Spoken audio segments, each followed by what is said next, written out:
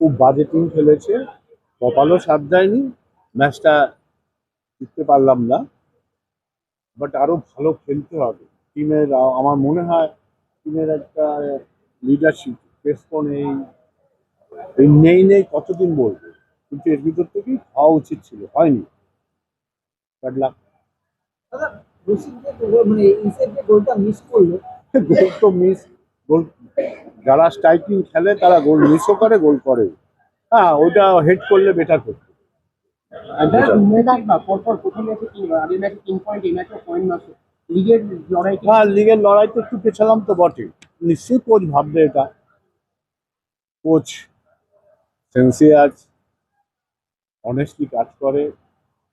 দেখা যাক ঠিক করে বেরোয়। দাদা, চার্ট তো আগেই তৈরি হয়ে গেছিল, তখন কেন বলা হয়নি যে ওই বিকেল বেলা ম্যাচ দেওয়া হচ্ছে, যে রোজার প্রবলেম হতে পারে? হ্যাঁ, বল, কি বলছিলি?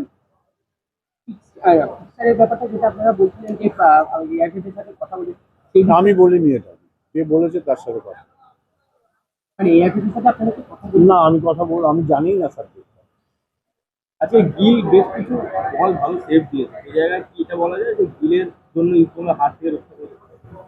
হার জিত তো থাকে, কেউ ভালো খেলবে, আবার গিলের জন্য তো আগের দিন গোলটা খেয়ে গেছে। এ তো কখনো পারফরমেন্স আপ ডাউন থাকে, এটা ম্যাটার করে না।